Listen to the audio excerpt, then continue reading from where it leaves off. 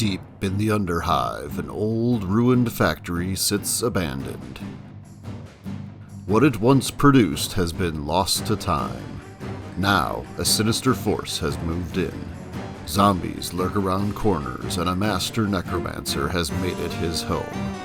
So join me as I build and paint 4 1-foot square tiles for Necromunda. This time on JD in the Sump Sea.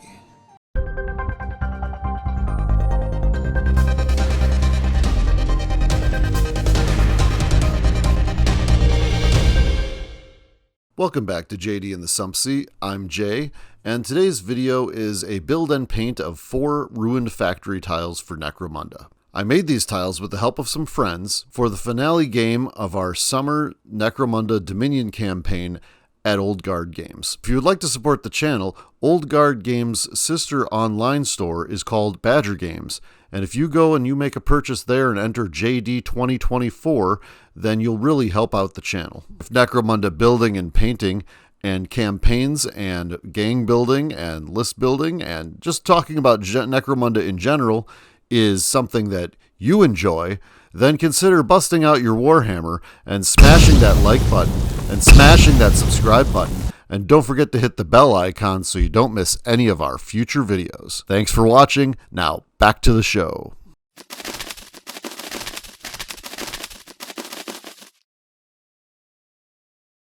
So I started all 4 of these tiles with a trip to Michael's. I found these 1-foot by 1-foot canvas panels. They're sturdy enough to build Necromunda tiles onto, and they don't really warp, or at least I haven't had any problems with them warping yet. These can then be placed next to official Games Workshop tiles and fit right in size-wise.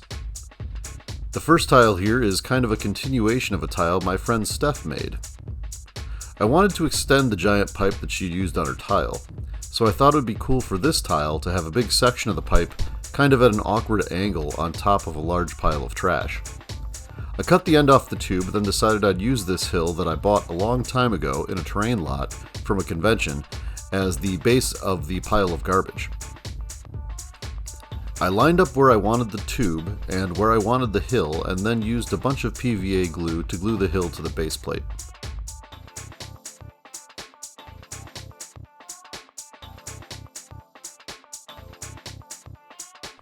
I then glued the tube down also.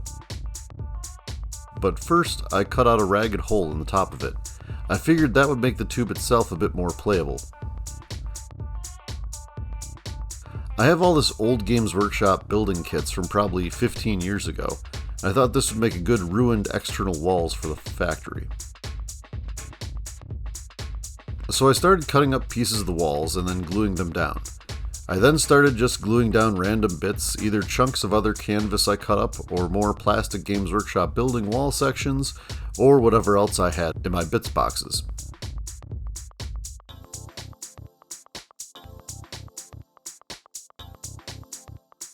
I cut up a ton of sprues into little chunks of plastic, mixed them into a slurry of Mod Podge, white glue, sand, and water, and began applying the mixture onto the hill.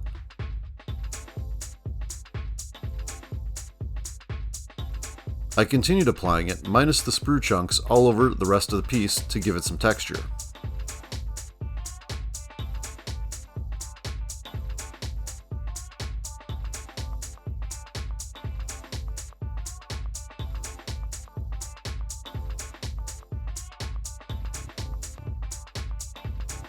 Once I was done applying the mixture to the piece, I left it alone to dry overnight.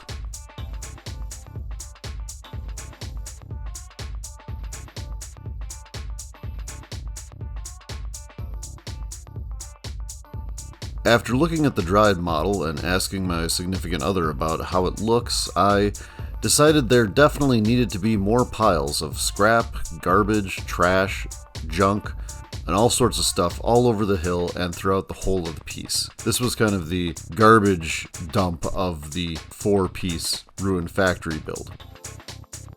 And so I dove into my bits box again and started pulling out all sorts of things. Pieces of old rhinos, baneblade bits, doors off of Land Raiders, orc choppas, popsicle sticks, sprues, parts from other model kits that weren't even Games Workshop, All of these things started being glued with my hot glue gun to the piece.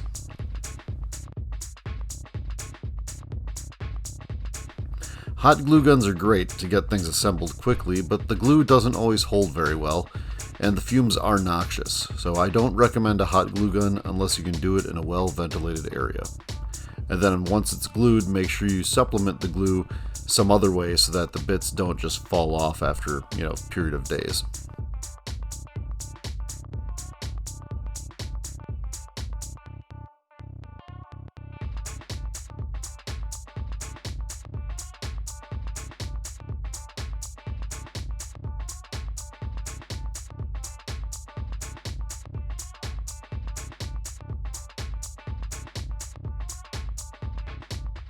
It was really starting to come together, I thought. And to finish it, I needed to add the old Mod Podge with sand mixture to the whole thing.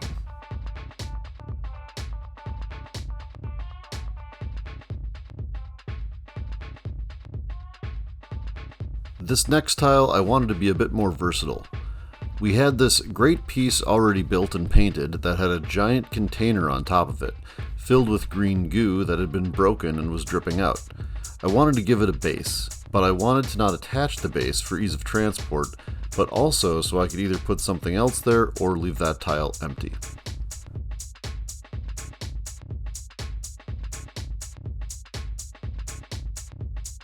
So I started with the big central building on the tile and began working around it, assembling ruined walls like the previous piece and laying down ruined floor sections and some junk.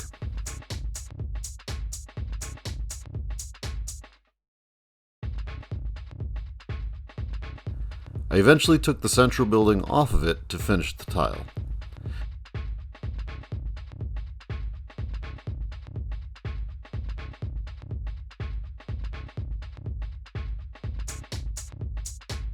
And lastly, once I had glued everything down with hot glue, I mixed up some Mod Podge and sand again and coated pretty much the whole tile with the mixture.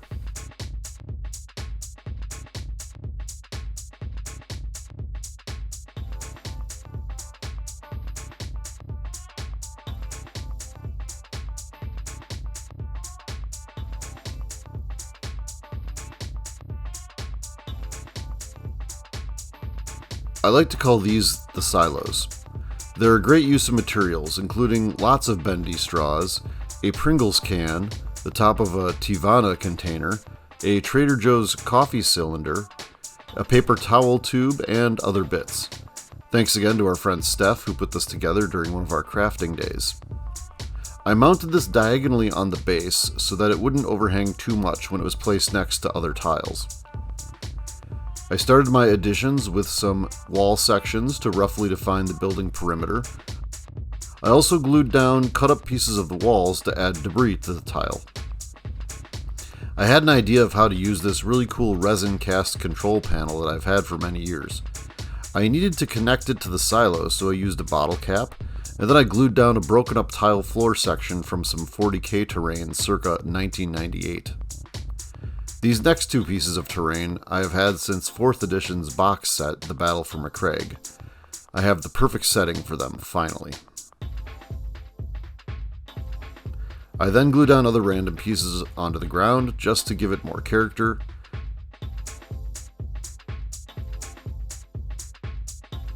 I finish up the little wall section with a roof made of the old Lord of the Rings ruined building pieces. I add some strips of cardboard to the various cylinders to give them more detail, and then I call it done.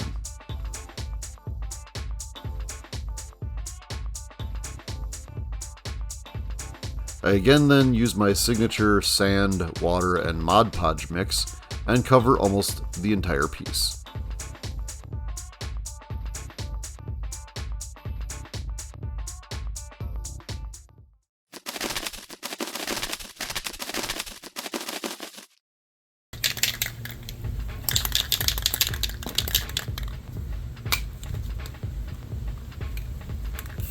It was then time to spray these. I took them all outside, and then I started spraying the first tile with a black primer. This being terrain, it really doesn't matter what brand of spray paint you use, usually. I then had a dark red textured spray paint that I then sprayed kind of randomly onto it just to add some extra texture and extra color.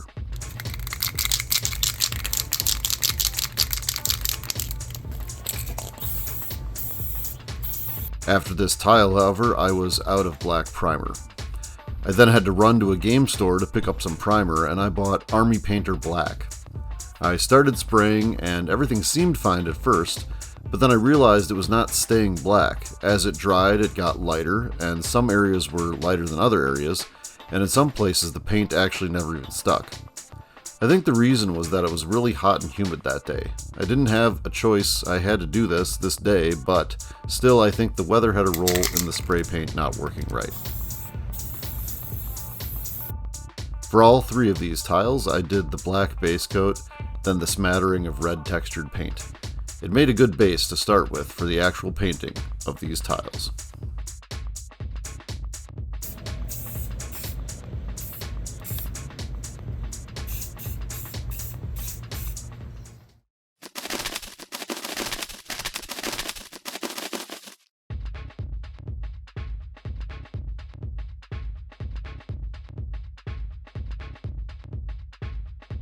I'm very lucky to have a partner who also likes to hobby. The silos paint job began with a heavy dry brush of light gray over almost the whole of the model.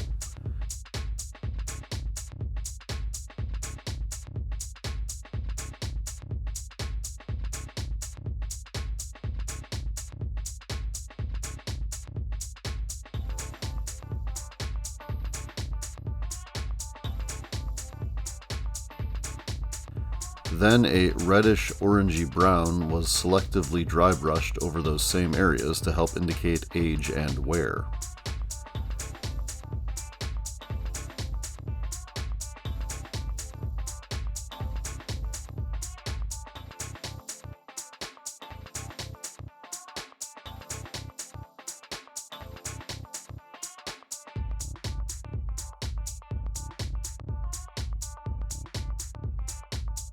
The base was then dry brushed in that gray again.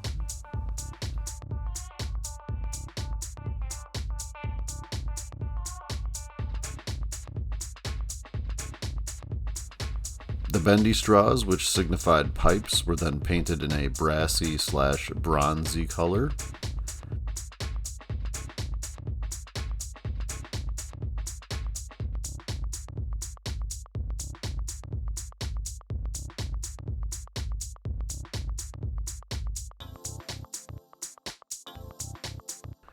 Seraphim sepia wash was used then on the base and along the pipes and at the top of the two silos to add weathering, but also to make it look like some vile substance is leaking out.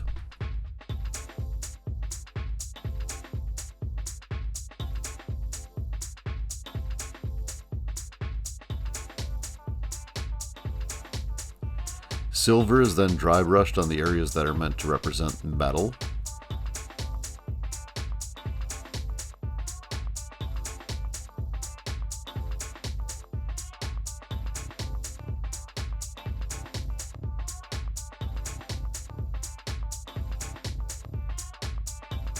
And eventually even a bluish-green color is added to the bends and the ends of the pipes to indicate age.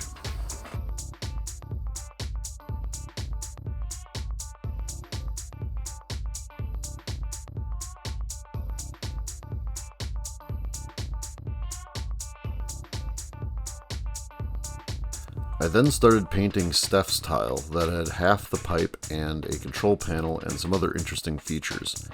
I began with an orange and did a bunch of dry brushing of it in many different spots. This is my way of putting some rust down before I paint anything else.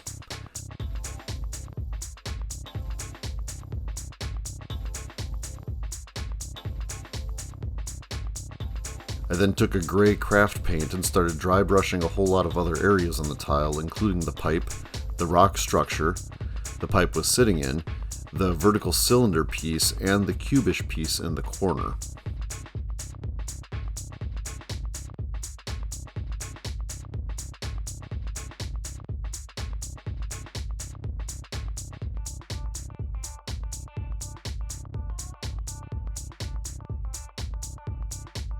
After the gray, I used lead belcher from Citadel and dry brushed all the metal bits, covering some of that orange I painted on first.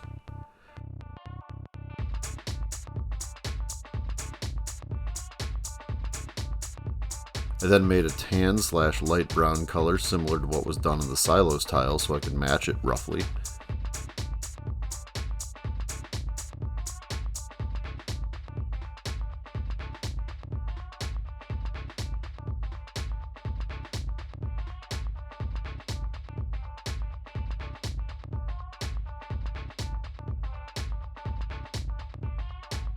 The green slime, which was made primarily with hot glue, was then painted with Citadel's Moot Green, a very bright green color.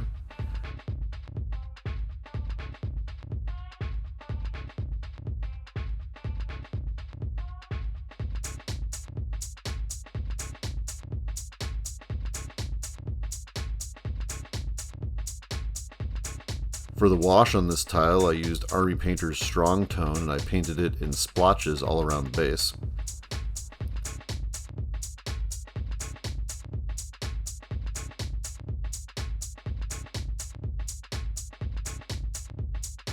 I then painted the small crates in the corner with a brown.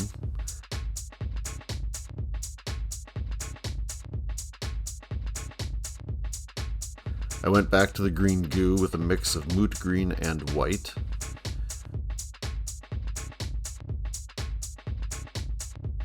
And I wanted to finish the green goo with Tesseract Glow, a technical paint by Citadel.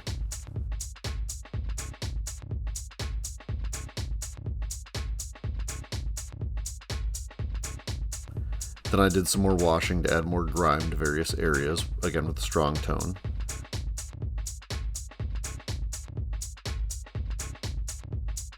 I pulled out a blue and used that to paint the control panel screens.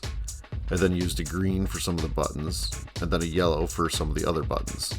This was all of War Colors Nostalgia 94 colors. I've used them in other videos on this channel.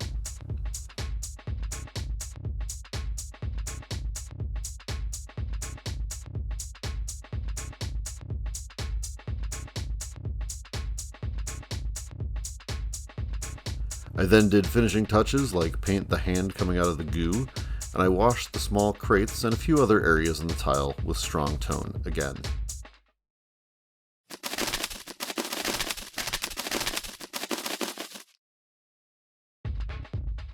I'm not going to show all of the graffiti being painted onto the pieces, partly because there's a lot and the technique is basically the same for all of them. And also, in the beauty shots at the end of the video, you should be able to see most of them. And also because I just didn't get footage of all of them being made.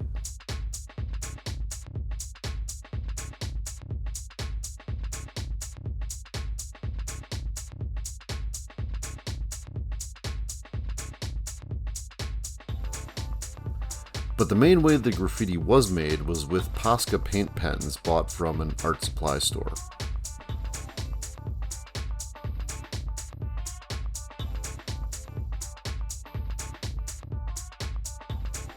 The graffiti is pretty fun, with things like pop culture references to quotes from books and video games.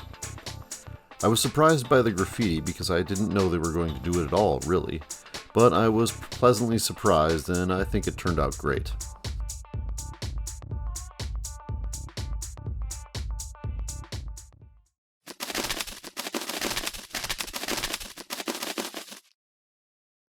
So here's a look at the finished tiles.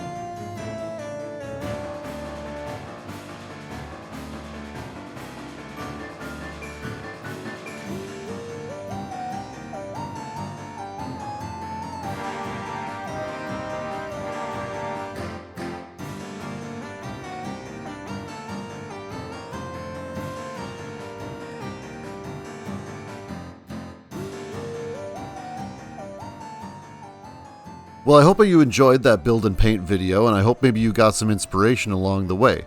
Let me know what you think in the comments below. And anyways, that's all I've got for you this time, so thanks again for watching. Please like and subscribe.